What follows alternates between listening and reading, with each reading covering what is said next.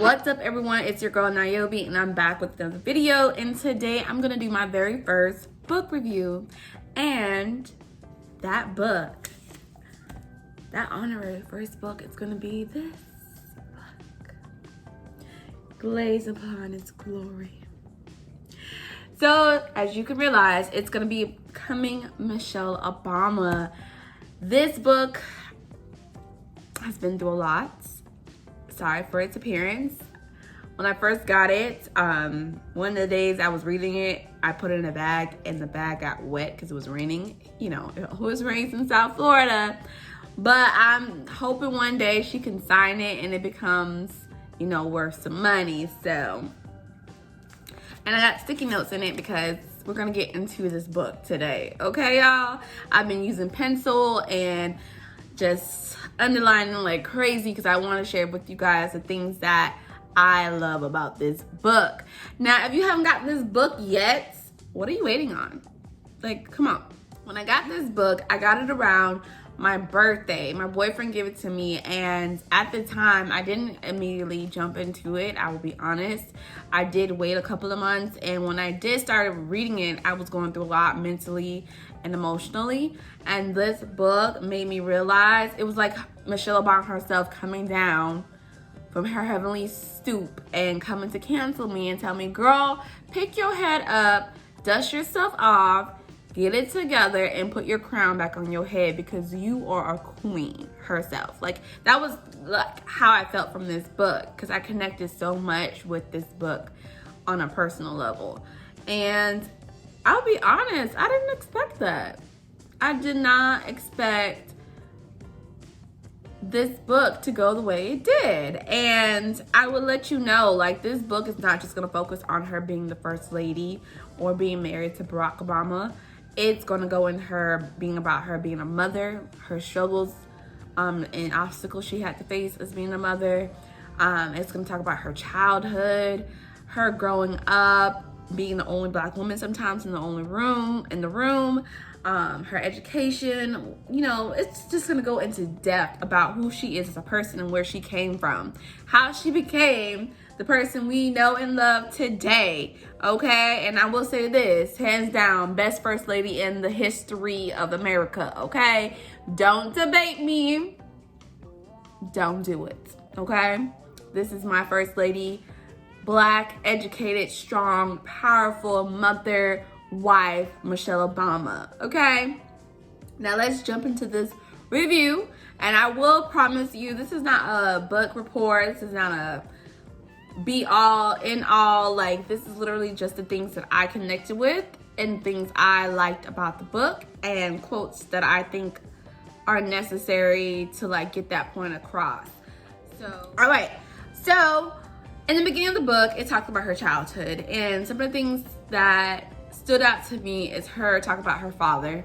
Her father had some medical conditions going on, and off the bat, completely relatable, because when I was younger, my dad had a stroke, and she talks about her father a lot and his role in her life, and it was just amazing to see that and experience that with her through this book. So yeah, loved it. She also talks about how in her family, in the beginning, she used to share her room with her brother, and I immediately was like, girl, I had to share my room with my brother too when I was growing up. My mom and dad did the best they could, what they had to provide a good life for their kids, and it was just the same kind of story she was giving about her parents, and I just loved that. I thought it was so cool. My mom turned our garage into a room to make space for us, to having a space for us to live. I do have 3 brothers now. And it was just cool to see another Black family and their picture and their experience and compare it to mine. It's like, it was a great comparison, and I enjoyed that a lot. She talks about her bully experience as a child, like how she had to get this one girl on the block in checks. Okay, sis was coming for her. Michelle Obama was not standing for it. Okay, so that was funny. I thought that was a good outlook into her life. Definitely makes her like more human. Like, we put her on this high pedestal and she deserves to be there, but this book brings her down to earth to us to relate on a personal level. Like, amazing. I love her story about meeting Obama. Wasn't expecting that at all. Her already, you know, it's cool to see her side of the story. Like, a lot of people always want the woman to be the, oh, well, my life didn't start until I met my husband type story. Or did. No. She already had her life.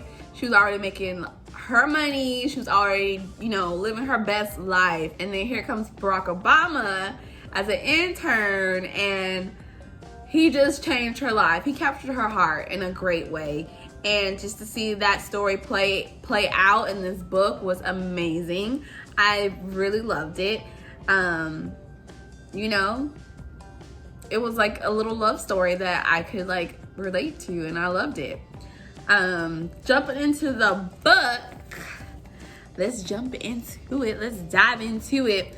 When they were together, her and Barack took a trip to Nairobi, which is really awkward saying that because my name is Niobe, and Nairobi, a lot of people, I will tell you guys a fun fact about me. It's not a really fun fact, but people cannot say my name for nothing, and they sometimes revert to calling me Nairobi. So she was visiting Nairobi, and she was experiencing these feelings that she has never felt before, and she's gonna explain them in here in this book. And when I was reading it, it kind of like had a light bulb go in my head, and it kind of was relatable because when I went to college, I was feeling a little lost in like my identity, and it all started a little bit before college. Like, I would say the year before college, my senior year of high school until up to college. These are kind of like feelings I was feeling, and it kind of helped me like tackle them a little bit reading this. It made it realistic, like not realistic, but it made it where I can now feel I'm not the only person in America that feels like this, or black person in America feel like this. Like, there's somebody else that had these thought process as well. And I never shared this with anybody, so I'm gonna try my best to explain it for you guys to understand.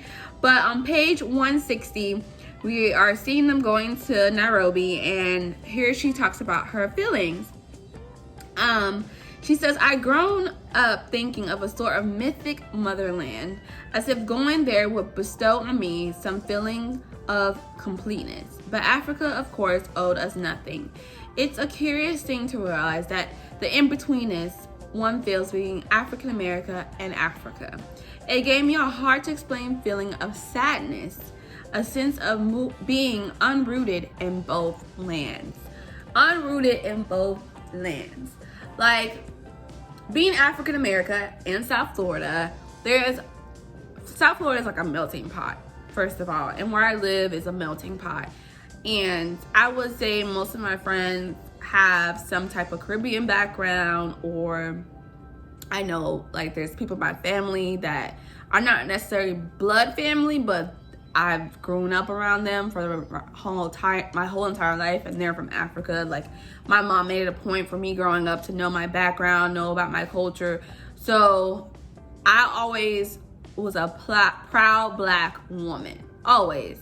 But when I started feeling some type of way about my background is when my senior year, I was working, and people will always come to me with, "You can't be American. You have to be from Jamaica or Haiti. You gotta have some kind of culture background." And I'm just like, what? Like, as far as my knowledge goes, my mom is from Mississippi, my dad's from New York, and that's what I know. And from there, it's Alabama. Like, that's where the history stops for me. And people are just so, like, taken aback by that. I don't know if it's my energy gave them something else, or I don't know. They just couldn't believe I was American. And I'm just like, that really bothered me because I'm just like, okay, there's other Black Americans in America. There's African Americans in America. People that aren't from another country or anything like that. Like, our ancestors came off a ship and they were here, against their will, and our family stayed here, and ta-da! So it kind of made me feel like I wasn't special. Just because I'm American. That's what I felt like, y'all. And it really became a problem when I got to college and I was surrounded by other people from different cultural backgrounds, and they were still making that same kind of impression on me. Like, you're American. And I'm just like, aren't we all supposed to be getting along?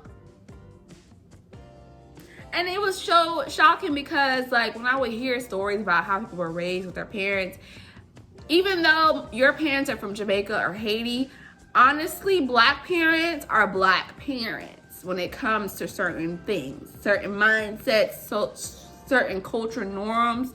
It's literally the same, just expressed probably differently. Like, my mom wasn't speaking patois, but my mom was speaking, don't try me, I ain't one of your little friends.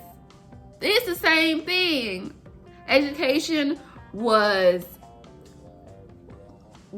be all in all. You better be in those books. You better be getting them A's. You better go to college and be somebody in this world. Or who you talking to? I brought you in this world. I will take you out. Like, it was all the same. Like, the culture norms were all the same, but just translated differently. And I just would always sit there in the crowd and just be like puzzled how people thought like African Americans were different from them. We all Black. We're all Black. And that really just hit home for me. Like, just to feel disconnected here in my own country. I'm not going back to Africa. So I'm here. This is my country. This is where I was born and raised. And you're making me feel like I don't belong there and I don't belong here. No. So, I don't know. That's just my personal thought. You can agree with it, you can disagree with it, but that's my personal experiences.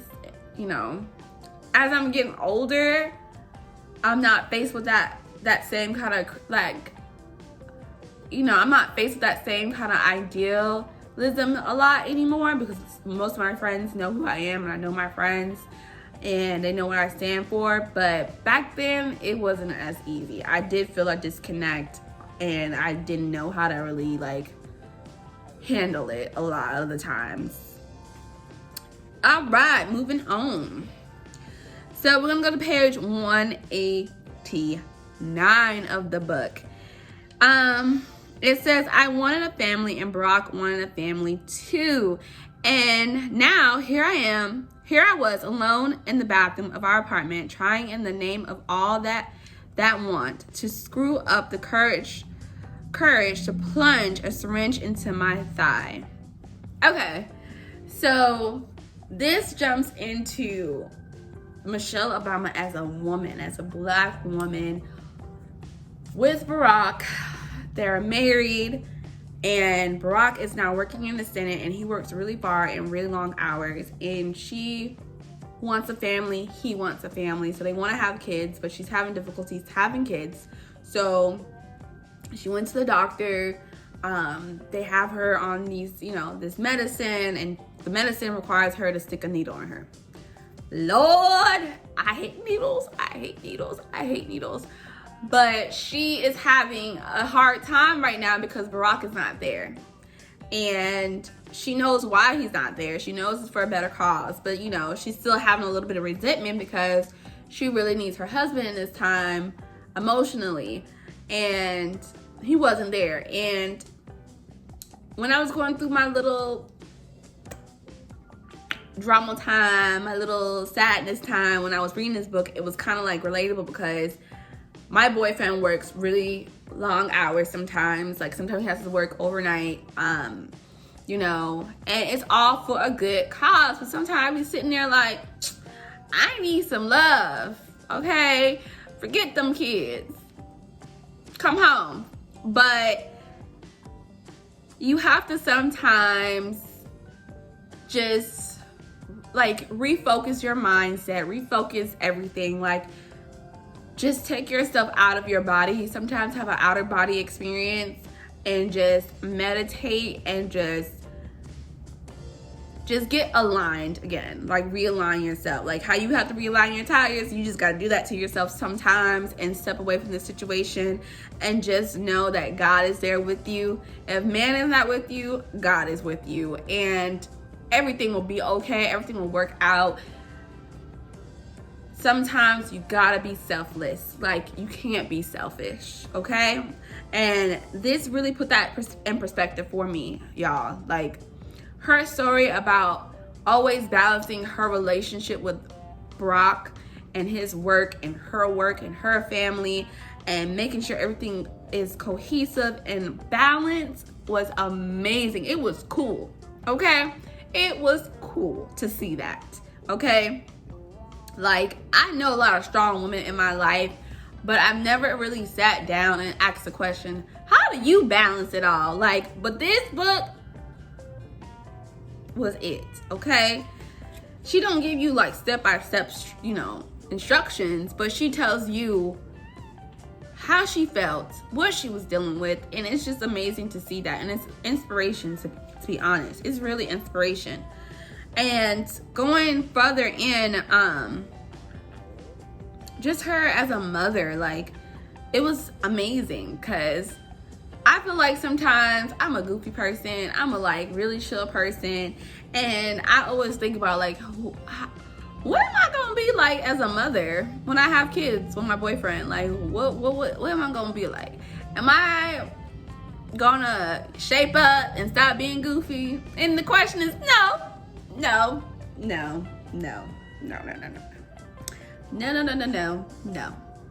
I can still enjoy my life and be a mother, okay? And a good mother. And one of the quotes that on page 201 made me realize, yes, sis, you can still live your life and be a mother. And it was, so she was talking about like how she has her child and how she was connecting with the other strong, career-driven women, and how they would literally go to someone's house and chill and have the kids go play together, and the ladies would talk and have their tea time. And she says, sometimes on a Saturday afternoon, we just set the whole pack of kids loose in somebody's playroom and cracked open a bottle of wine. Yes, sis. Yes. Okay. Look, who calls out best friend, girl? It's time to have a wine night. It's time to have a wine night. And we're gonna bring the kids, and the kids gonna sit there, watch some PBS, and they're gonna have their little toys, and we're gonna sit there and we're gonna talk and have tea time with our glass of wines. Okay? I'm for it. I'm here for it. All right, that was amazing. I love that. That was great. All right, moving along to page 207. Also talking about her, seeking balance in her life. Once again, like I said, she was struggling at the beginning. Like, Brock is he's out here working hard, y'all, for change in the world. And there was a point where she was literally upset because he would not come home in time for dinner, basically. He wasn't at home in time for dinner, and the kids would still be up. Their bedtime was getting messed up because, kids have to have a bedtime and have, enough sleep to go to school the next day. And she was just like, it was bothering her. And she had to realize, like, I cannot stay up all night waiting on this man to come home. Okay? My husband loves me. He loves our kids. I know he's working hard, and I know what he's doing. I trust him. She talks about trust a lot. Love and trust. And if you trust your man, you love your man, you have to learn how to balance your life when he's not home. Okay? And although her family is the center of her life, she didn't make it the she didn't make him not being home in that moment affect their family negatively. Okay? So she says, it went back to my wishes from them to grow up strong and centered. Okay? I didn't want them to ever believe that life began when a man of the house arrived home. We didn't wait for Dad. It was his job now to catch up with us.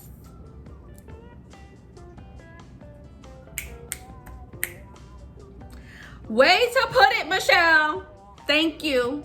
Thank you for your wise words. Okay?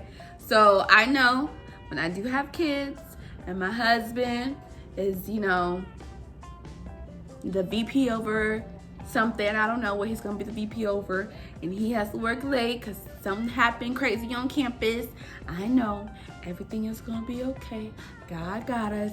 Our kids will go to bed. Dad's not home for dinner. We're gonna eat our dinner. We're gonna go home. We're gonna go in our beds and go to sleep.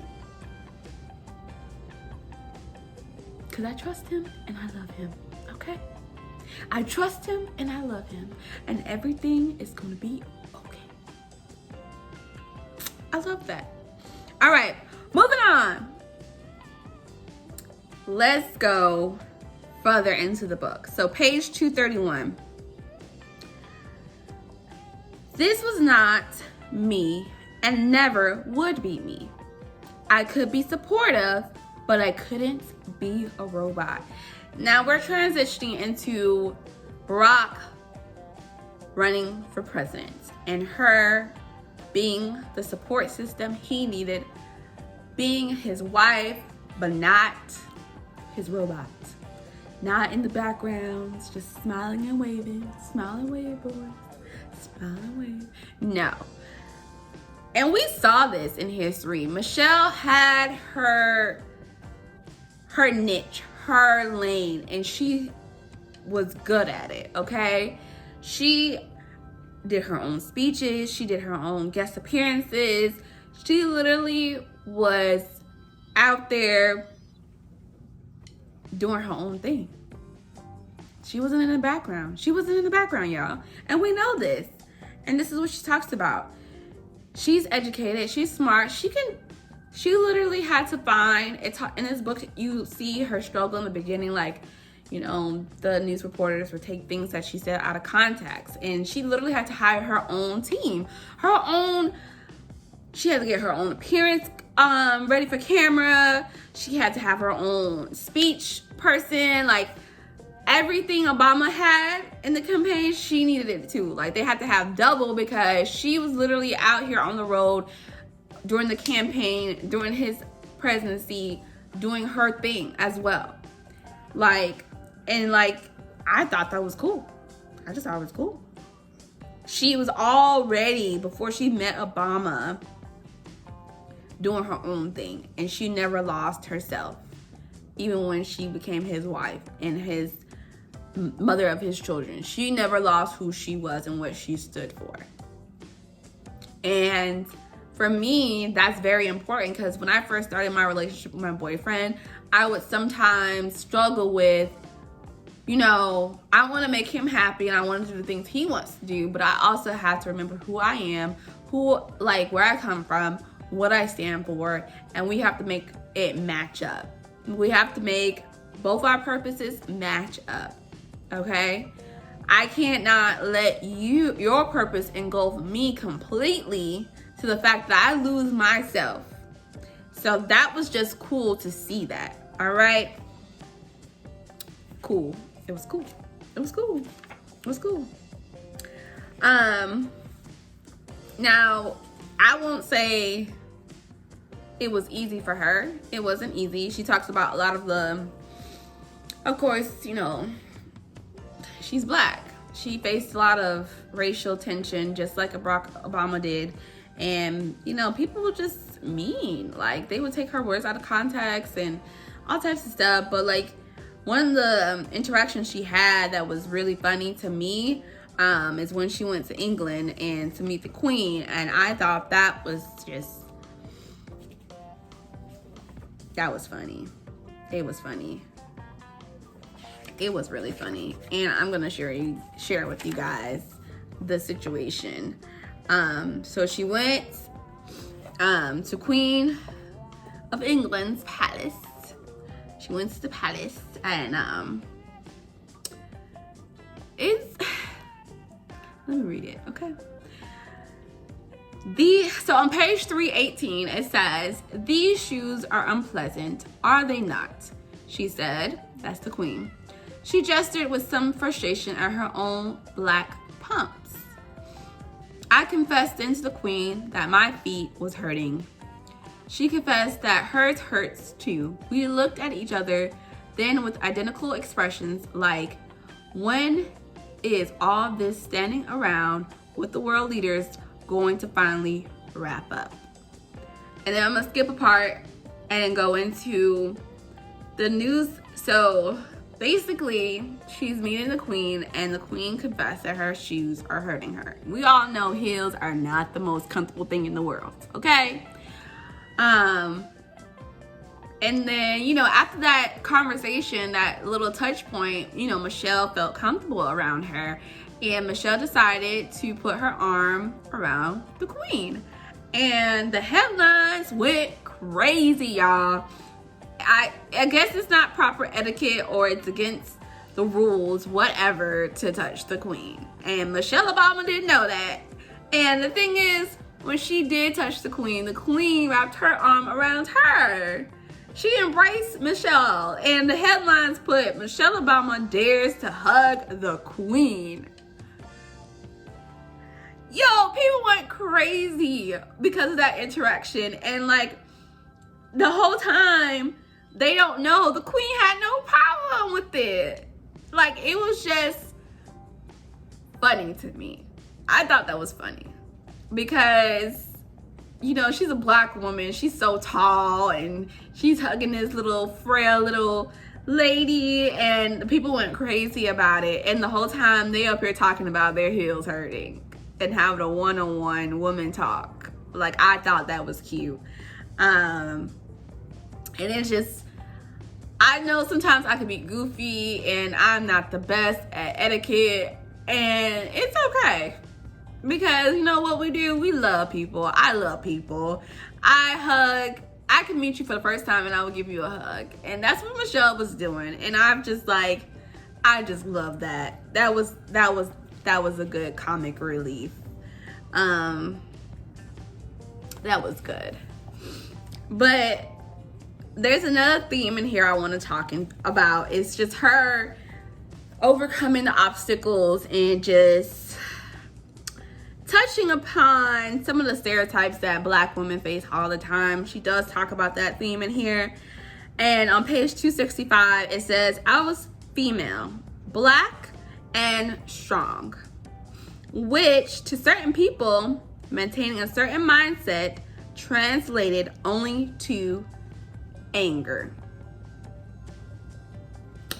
I was like, you right. Everywhere we go, black women of color are always faced with the same bias, criticism, and it's just like unfair. It's just point blank unfair. You know how many times people be like, your face, you don't seem energetic, and come on, y'all. Get to know me first before you judge me. Like, if I speak up, I'm angry. If I don't say nothing, I'm angry. I can never just be great. Can we be great? Can women of color be great? Okay? Yes, there are times we are angry, and when we are angry, you will know. Trust me. You will know. There's a big difference between us not caring, you know, being passionate, and being angry. There's differences. There's a spectrum. There's levels to this, okay? When we angry, you will know. And she talks about this theme in her book, and like how women of color, people of color, always gotta be better, always gotta be faster, always gotta be on. You always gotta be on. And she talks about it. She talks about it. She goes through the same thing. The same thing you're going through, person of color, who's ever watching this, she has to go through it too. And it's amazing to see her talk about it and express it in these words, and I appreciate it. Thank you. Thank you. These were words of comfort in the time I needed them. Thank you. Moving along from that theme, I want to end this on a good note. And this is my favorite quote out of the entire book. If I don't get anything out of this book, this is it. And it's on page 285. It says, if you don't get out there and define yourself, you'll be quickly and inaccurately defined by others. And I'll just end it on that. I'll leave that up for your own interpretation. Like I said, if you guys like anything from this book and you want to share it, please leave a comment down below. If you like this video, give it a thumbs up. Make sure you hit that subscribe button before you go. And until next time, peace, love, and happiness. Love you guys. And I can't wait to our next video. Bye.